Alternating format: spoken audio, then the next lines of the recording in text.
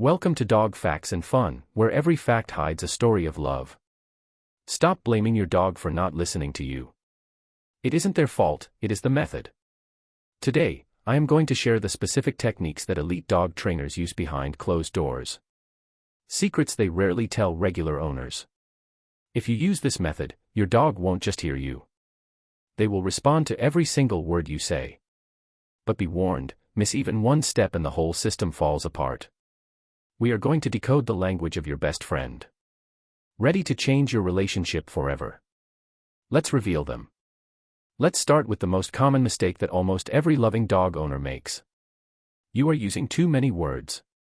We treat our dogs like small humans and we talk to them in full sentences. You might say, "Come here, buddy. Come on. Let's go inside right now." To you, that is a clear instruction. To your dog, that is absolute gibberish. Their brains simply do not process complex sentence structures the way humans do. Research from the University of British Columbia has proven that dogs respond nearly 90% better to single-word commands. When you bury the command "come inside" a sentence, it gets lost in the static. So instead of saying "please sit down for me now," you just say "sit." One word, clear, direct. It cuts through the noise. But here is the game share that most people miss, and it is where the real magic happens. Consistency. You need to use the exact same word every single time. If you say "down" on Tuesday but lay down on Wednesday and drop on Thursday, you aren't teaching one command. You are teaching 3 different languages. Your dog's brain creates a specific neural pathway for each unique sound pattern. When you switch words, you are forcing them to start over. Pick one word for one action and never ever change it. Now, before we move to tone, there is a missing piece of the puzzle that most owners forget, and it causes so much frustration. It is what I call the release valve. You teach your dog to sit. They sit. Then 3 seconds later, they get up and walk away. You get frustrated because you didn't tell them to move. But here is the thing. Did you tell them when they were finished? Top trainers always use a specific release word. This is a word that means you are free. The job is done. Common words are free, break, or out. Without a release word, your dog has to guess when the command is over. And usually they guess wrong. By teaching a release word, you are adding clarity. Sit means sit and stay sitting until I say the magic word. It builds impulse control and patience because they are waiting for that specific sound that tells them they can relax. It turns a command from a momentary action into a duration, the tone frequency. But using the right word means absolutely nothing if you are saying it the wrong way. Listen closely to this because it changes everything about how you communicate. Your dog does not understand English, Spanish, or Japanese. What they understand is tone. A fascinating study published in Current Biology used MRI scans on dog brains and discovered something incredible. Dogs have a special brain region dedicated solely to processing human voice tone. They are analyzing the music of your voice, not the lyrics. When you use a high-pitched, squeaky, excited voice, your dog's brain releases dopamine. That is the happy chemical. It signals play, approval, and excitement. When you use a low, deep, firm tone, their brain recognizes authority, caution, and seriousness. Here is how professional trainers weaponize this. Biology. Commands get a firm, medium-pitch tone. Sit should sound authoritative, like a statement of fact, not a question. Praise gets high-pitched excitement. Good boy should sound like you just won the lottery. Corrections get low and serious. You never need to yell. In fact, yelling usually amps a dog up. Just go deeper and slower. No. By categorizing your tones, you create a color-coded language your dog can. Welcome to Dog Facts and Fun, where every fact hides a story of love. Stop blaming your dog for not listening to you. It isn't their fault, it is the method. Today, I am going to share the specific techniques that elite dog trainers use behind closed doors. Secrets they rarely tell regular owners. If you use this method, your dog won't just hear you. They will respond to every single word you say. But be warned, miss even one step and the whole system falls apart. We are going to decode the language of your best friend. Ready to change your relationship forever? Let's reveal them. Let's start with the most common mistake that almost every loving dog owner makes. You are using too many words. We treat our dogs like small humans and we talk to them in full sentences. You might say, "Come here, buddy. Come on. Let's go inside right now." To you, that is a clear instruction. To your dog, that is absolute gibberish. Their brains simply do not process complex sentence structures the way humans do. Research from the University of British Columbia has proven that dogs respond nearly 90% better to single-word commands. When you bury the command "come inside" a sentence, it gets lost in the static. So instead of saying "please sit down for me now," you just say "sit." One word, clear, direct. It cuts through the noise. But here is the game share that most people miss, and it is where the real magic happens. Consistency. You need to use the exact same word every single time. If you say "down" on Tuesday but lay down on Wednesday and drop on Thursday, you aren't teaching one command. You are teaching 3 different languages. Your dog's brain creates a specific neural pathway for each unique sound pattern. When you switch words, you are forcing them to start over. Pick one word for one action and never ever change it. Now, before we move to tone, there is a missing piece of the puzzle that most owners forget, and it causes so much frustration. It is what I call the release valve. Secret formula. Say the word plus show the gesture plus maintain eye contact. Your sit command should always include a hand moving upward. Your stay should have a flat palm facing them like a stop sign. When you align your body with your voice, you eliminate confusion. You become crystal clear. Now, let me show you the weirdest technique that literally no one talks about, but it works like magic on hyperactive dogs. It's called the whisper technique.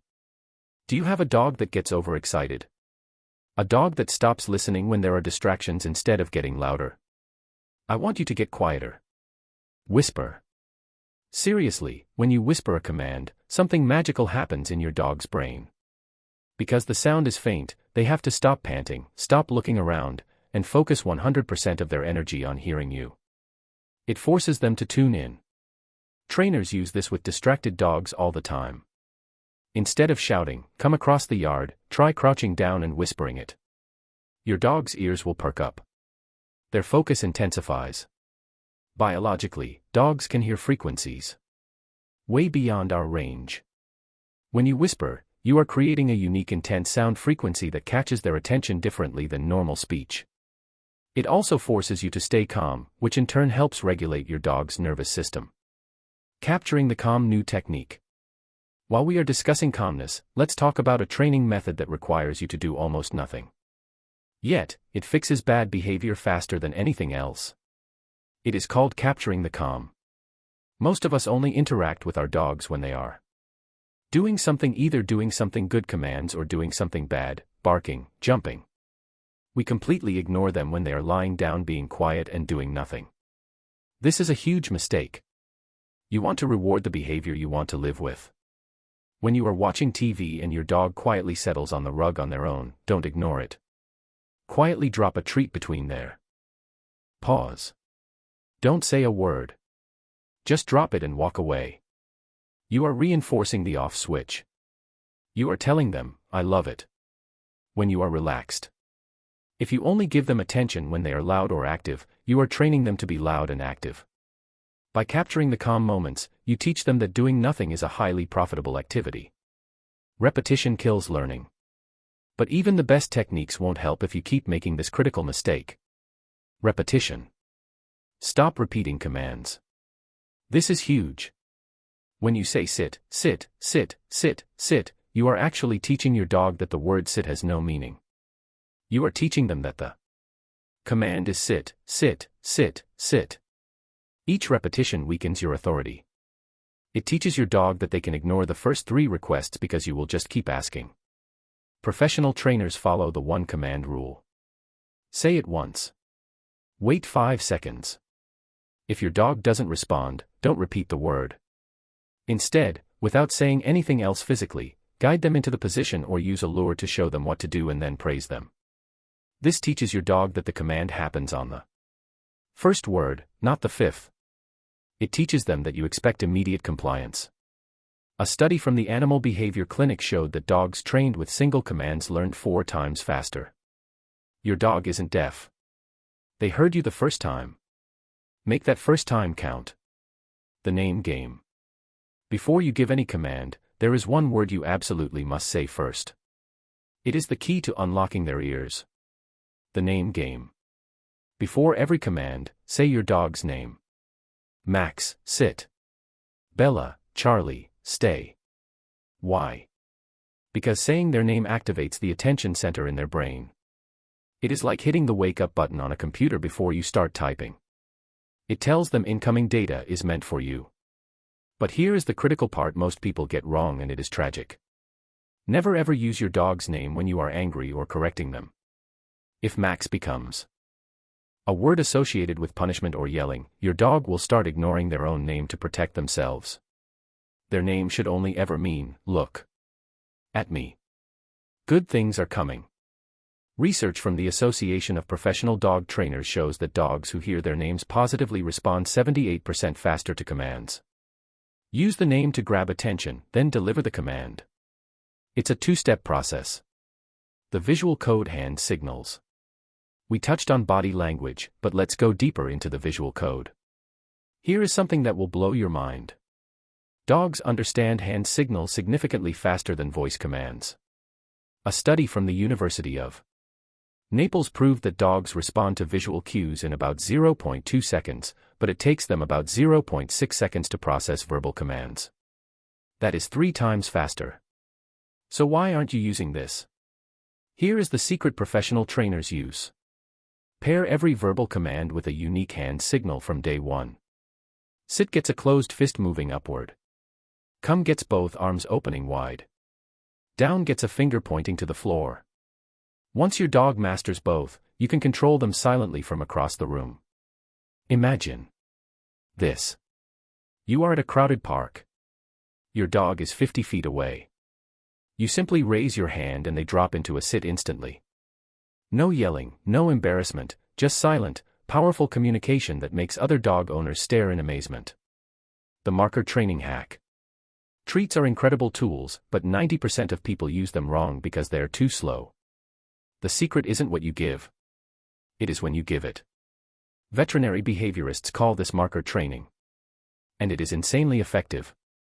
You need a way to tell your dog that exact thing you did 0.5 seconds ago, that was the winner. Most trainers use a clicker, but you can simply use a marker word like yes or click.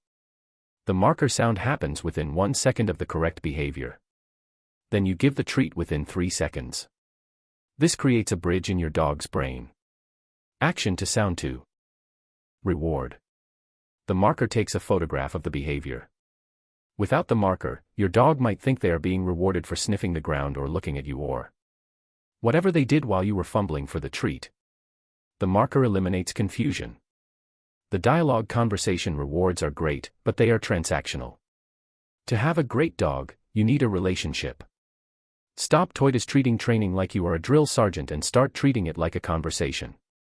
Your dog wants to communicate with you as much as you want to communicate with them.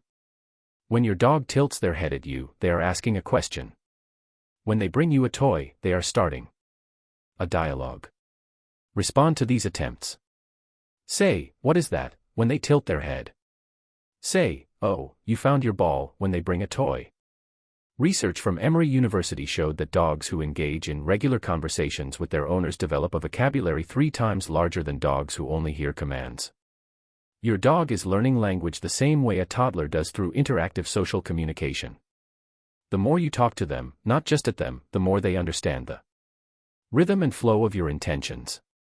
The touch reset new technique. Sometimes, despite all the conversation, a dog gets anxious or unfocused. Maybe you are on a walk and they see a squirrel or they are nervous at the vet. You need a way to snap their brain back to you. I call this the touch reset. This is a specific command where you hold your hand out flat and your dog has to boop their nose against your palm. It is incredibly simple, but it is powerful. Touching a target is a grounding exercise. It forces the dog to physically connect with you. It shifts their focus from the scary thing or the squirrel back to your hand. It is an easy win that you can use to break a fixation. Teach them the word touch. When they are freaking out, say touch. When they feel that contact, it resets their brain and lowers their anxiety, making them ready to listen again. The surprise factor. If your dog is getting bored with training, it's because you are too predictable. Here is a technique elite trainers use to keep dogs obsessed. Randomize everything. Don't always train in the kitchen. Don't always give the same dry biscuit. Don't always give a treat every single time. This triggers something called intermittent reinforcement. It is the same psychology that makes gambling addictive to humans. If you win every time, it gets boring. If you never win, you quit. But if you win, sometimes you keep playing forever. Sometimes give a treat. Sometimes give crazy praise. Sometimes throw a ball. Sometimes give a jackpot 5 treats at once. This unpredictability keeps your dog laser focused on you because they never know when the jackpot is coming. The eye contact connection. Before any of this works, you need a connection. Most people don't realize that eye contact with a dog is actual chemical communication. When your dog looks into your eyes, their brain releases oxytocin. It is the same bonding hormone that bonds mothers and babies. But you have to use this for training. Before giving a command, get eye contact first. Say their name. Wait for them to look at your eyes. Then give the command. This ensures they are mentally present. But never force it by grabbing their face. That is threatening. Make yourself interesting. Hold a treat near your eye to lure their gaze. Dogs who maintain eye contact during training have 91% better recall. Context, consistency. Here is the mistake that makes dogs ignore you in public. You trained them in the kitchen, so they obey in the kitchen. But at the park, nothing. Dogs do not generalize well. They think sit. In the kitchen and sit at the park are two completely different concepts. You have to train in progressive levels. Start in a quiet room, then the backyard, then the front yard, then a quiet park, then a busy park. You have to retouch the command in every new thing. For watching and like, subscribe and share please.